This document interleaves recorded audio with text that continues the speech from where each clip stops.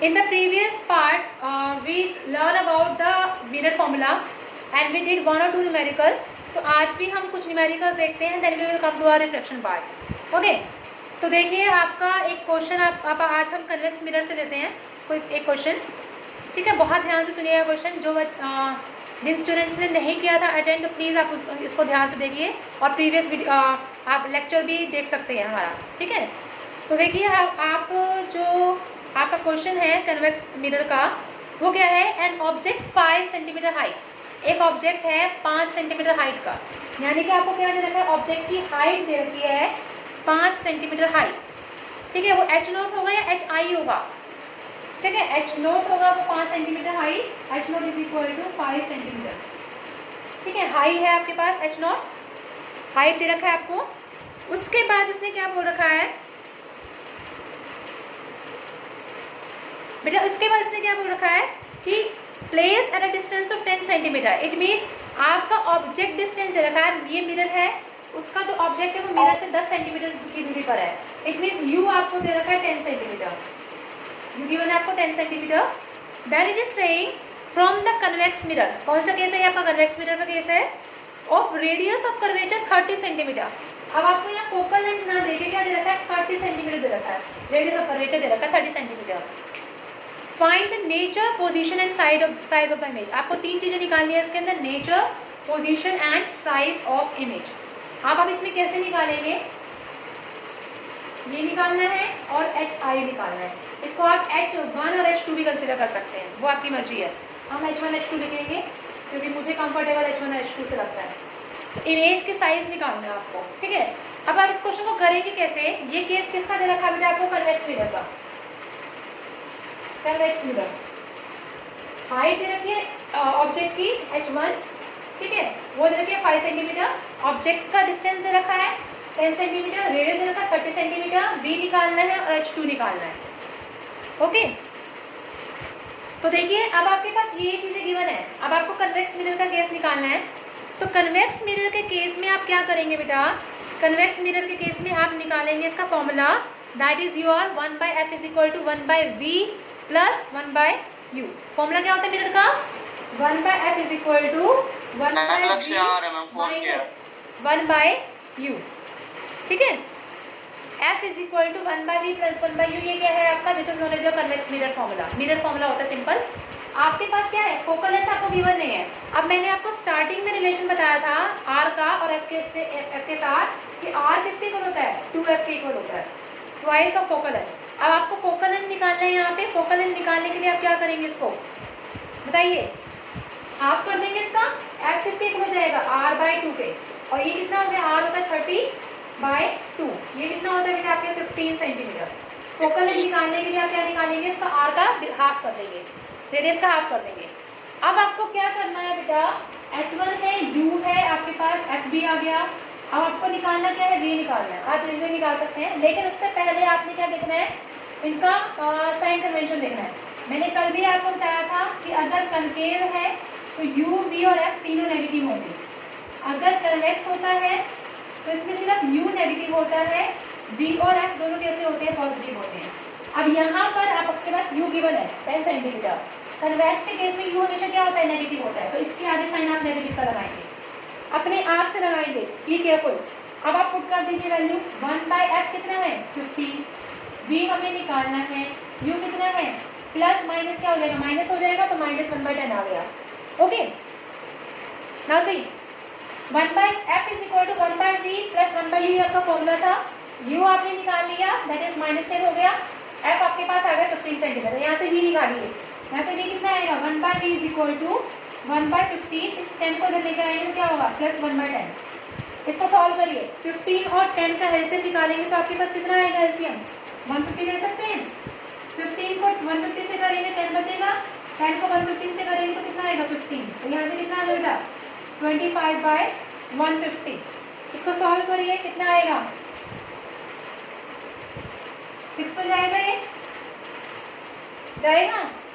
Yes, 6 पे चला जाएगा. अब आपके पास 1/v आ गया 1/6 के. तो आपको निकालना है बेटा v निकालना. तो v कितना आ गया? 6 सेंटीमीटर के ऊपर आ गया.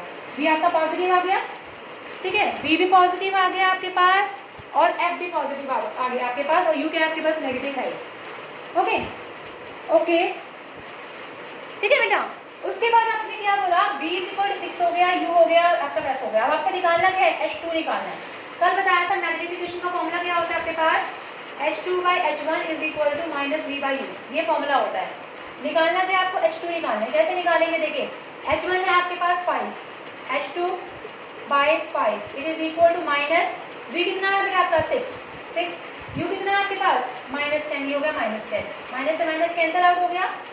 H2 कितना हो जाएगा, H2 = 5 को इधर ले जाइए, 6/10 × 5, 5 1 जा, 5 2 जा, 2 1 जा, 2 3 जा, H2 कितना आ गया आपके पास, दैट इज 3 सेंटीमीटर। H2 कितना आ गया बेटा 3 सेंटीमीटर, और B कितना आ गया आपके पास, दैट इज 6 सेंटीमीटर। तो यहाँ से आपने साइज बता दिया, आपने पोजीशन बता दी। अब आप इसका नेचर बता सकते हैं कि नेचर क्या होगा इसका, what is the nature, nature कैसा होगा। देखिए ऑब्जेक्ट हाइट भी 5 है, इमेज हाइट भी 3 है, ठीक है, दोनों पॉजिटिव हैं। दोनों पॉजिटिव होने का मतलब क्या हुआ, पहली बात तो केस हमें पता चल गया, दोनों पॉजिटिव होने का मतलब क्या है आपका, कि आपका ऑब्जेक्ट भी किस पे है, प्रिंसिपल एक्सिस पे है, और आपकी इमेज भी कहाँ मिल रही है, प्रिंसिपल एक्सिस के ऊपर मिल रही है, ठीक है। दोनों पॉजिटिव है, पॉजिटिव का मतलब क्या होता है, प्रिंसिपल एक्सिस के ऊपर मिल रही है, हमेशा याद रखना। पॉजिटिव साइन का मतलब कि प्रिंसिपल एक्सिस से ऊपर मिल रही है आपको इमेजेस, ठीक है। अब आपने देखा हाइट जो है वो 5 सेंटीमीटर है, बड़ी है ऑब्जेक्ट की, इमेज की हाइट कितनी है 3 सेंटीमीटर, छोटी है। इमेज की हाइट ऑब्जेक्ट से क्या है, छोटी है, स्मॉलर है, तो इट मीन्स आपका जो इमेज बनेगा वो कैसा बनेगा, वर्चुअल एंड इरेक्ट। मैंने आपको बताया था ना वर्चुअल इरेक्ट में, अगर ऑब्जेक्ट ऐसा है तो उसकी इमेज भी कैसी बनेगी, ऐसी ही मिलेगी आपको, ठीक है। तो वर्चुअल एंड इरेक्ट इमेज आपकी इसका नेचर होगा। तो नेचर क्या हो गया आपके पास, नेचर हो गया इसका वर्चुअल एंड इरेक्ट इमेज। तीनों चीज हमने बता दी, साइज भी बता दिया, पोजीशन भी बता दिया, और उसका नेचर भी बता दिया। ओके ठीक है, this question is for you, I am writing the question on the board, so you will have to solve and send it to me. I am writing the question now. Same ऐसे method करना है, बस आपको अब concave mirror के लिए दे रही हूँ। Sign convention is most important part now. देखिए बेटा क्वेश्चन है, write down an object 5 centimetre height, एक ऑब्जेक्ट है, ठीक है, उसका हाइट दे रखी है 5 सेंटीमीटर, H1 दे रखा है आपको 5 सेंटीमीटर ऑब्जेक्ट का। It is given, it is placed at 25 centimetre, it means U दे रखा है आपको 25 सेंटीमीटर। अब साइन कन्वेंशन आप खुद लगाएंगे इसके अंदर, मैं नहीं बताऊंगी अब साइन कन्वेंशन के बारे में। U आपको दे रखा है 25 सेंटीमीटर, फोकल लेंथ है आपके पास 15 सेंटीमीटर, 15 सेंटीमीटर, ये कनकेव के लिए है, ध्यान रखना, ठीक है, कनकेव के लिए। उसके बाद ने क्या कहा, find the distance from the mirror, यानी कि आपको इमेज का डिस्टेंस निकालना है, V निकालना है, at which screen would should be placed in order to obtain a sharp image, also find the size and nature of image। आपको H2 भी निकालना है और इसका नेचर भी बताना है, ठीक है। किस केस में, कौन से केस में है ये, कनकेव मिरर के केस में, कनकेव मिरर। सारे चीज मैंने बता दी है, इसको सॉल्व करके आप मुझे आंसर सेंड करेंगे इसका, और साथ में मैं आपको साइन कन्वेंशन बता रही हूँ दोबारा से। कनकेव और कॉन्वेक्स में, कनकेव में आपका U V तो हमेशा नेगेटिव होता ही है, V नेगेटिव तो होता ही है, वो नेगेटिव होगा आपका रियल एंड इन्वर्टेड के केस में, और पॉजिटिव होगा आपका वर्चुअल एंड के केस में, और F तो नेगेटिव होता ही है। और इस केस में U नेगेटिव होता है, और V और F कैसे होते हैं बेटा, ये आपके पॉजिटिव होते हैं। These sign conventions are very much important, आप चाहे इसे नोट डाउन कर लीजिए। U तो नेगेटिव होगा, F भी हमेशा नेगेटिव होगा, लेकिन V जो है वो डिपेंड करता है कि हमारे रियल इन्वर्टेड इमेज है या फिर वर्चुअल इरेक्ट इमेज है। If there is a real inverted image, then the sign is negative. If there is virtual erect image, then the sign is positive. Similarly, in case of convex, use negative and VRF is positive. Okay, इसका जो answer आएगा, answer बता रही हूँ, you can write down by yourself. V आएगा -37.5 centimetre, और H2 जो आएगा that is equal to -7.5 centimetre, ठीक है। आप इसको सॉल्व करेंगे, then you will send it to me after solving. Okay बेटा, so now listen, your next part coming to this is refraction of light.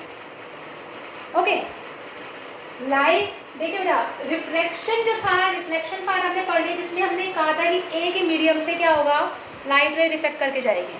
ठीक है, रिफ्लेक्ट करके जाएगी. जैसे मैंने बताया था, अगर ये मिरर है, लाइट रे इसके इंसिडेंट हुई और यहाँ से क्या होगी, रिफ्लेक्ट बैक करके चलेगी. तो ये सेम मीडियम था, that is known as your reflection part. So now this is your second part started, that is the reflection of light. ठीक है, रिफ्लेक्शन ऑफ लाइट. अब ये उन बच्चों के लिए बेनिफिट है जिन्होंने पहले अटेंड नहीं किया, because this is the second part now. अब से उनको बहुत अच्छी तरह समझ आ जाएगा. ठीक है, अब आपके पास क्या है रिफ्लेक्शन ऑफ लाइट में. रिफ्लेक्शन ऑफ लाइट होता क्या है बेटा? अच्छा मुझे एक चीज़ बताइए, ये वाटर बॉटल है.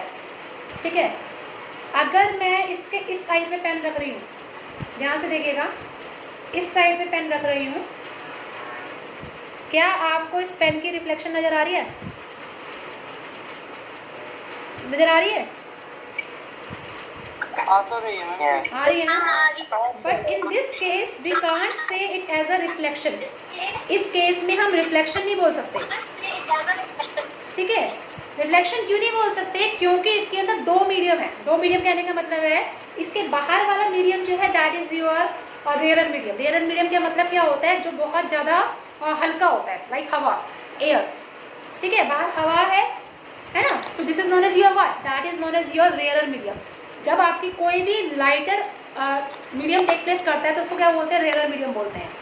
इस बॉटल के अंदर क्या है? वाटर है.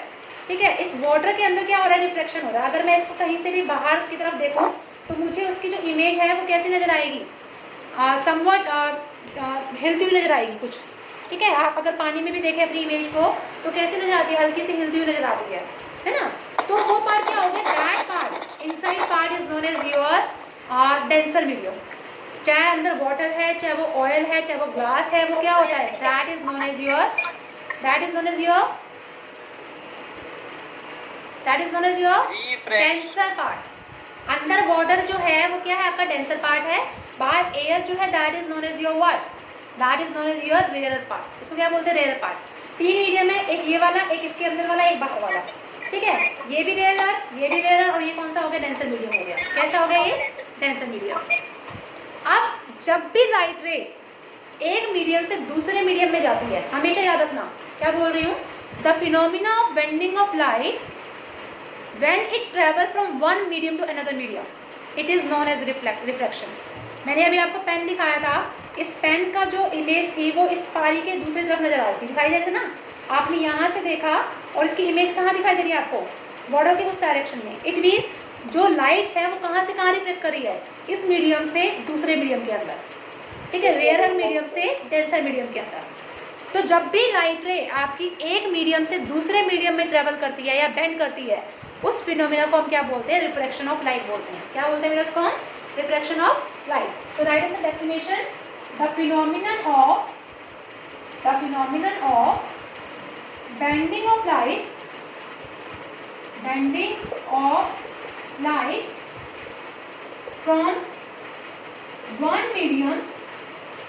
from one medium to another medium is called your reflection of light. उसको क्या बोलते हैं बेटा? हम रिफ्लेक्शन ऑफ लाइट बोलते हैं. फॉर एग्जाम्पल अब यहाँ देखिए, ये आपका मीडियम है. ठीक है, ये रेयर मीडियम था जो हवा था, और ये पानी वाला मीडियम था, दैट इज डेंसर मीडियम. ठीक है, दो मीडियम है हमारे पास. कौन कौन से? एक है आपके पास रेयर मीडियम जो बाहर वाला है, और जो हाँ पानी था वो कौन सा मीडियम है? Denser medium. अगर मैं इसके आगे टॉर्च चला दूँ, सपोज करिए लाइट करूँ टॉर्च को कुछ इस तरह से. ठीक है, टॉर्च चलाया, एक नॉर्मल लाइन ड्रॉ करी इसके अलॉन्ग, नॉर्मल है.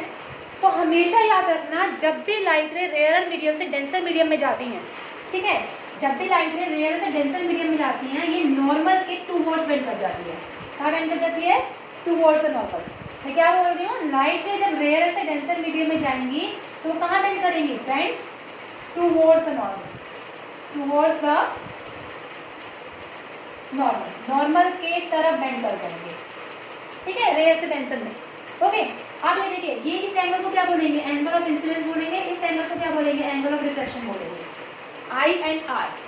अब आप बता सकते हैं एंगल एंगल आर से बड़ा है या फिर एंगल आई एंगल आर से छोटा है? इस केस में बताइए, इस केस में एंगल आई एंगल आर से क्या होगा, स्मॉलर और लार्जर? जब ये नॉर्मल के बिल्कुल पास बेंड हो गई, यस, एंगल आई जो है एंगल आर से क्या है, लार्जर दिखाई दे रहा है, तो angle I is greater than angle R. ठीक है, अब सेकंड केस देखिए, अगर सपोज करिए डेंसर मीडियम होता, ओके, ये रेयर मीडियम होता, लाइट रे इसके ऊपर इंसिडेंट कर रही है, ये आपकी क्या है, this is known as your normal ray. ठीक है, डेंसर से रेयरिटी का जब कोई रे लाइट जाएगी तो ये बेंड कर जाएगी अवे फ्रॉम द नॉर्मल। ठीक है, कैसे बेंड करेगी, अवे फ्रॉम द नॉर्मल।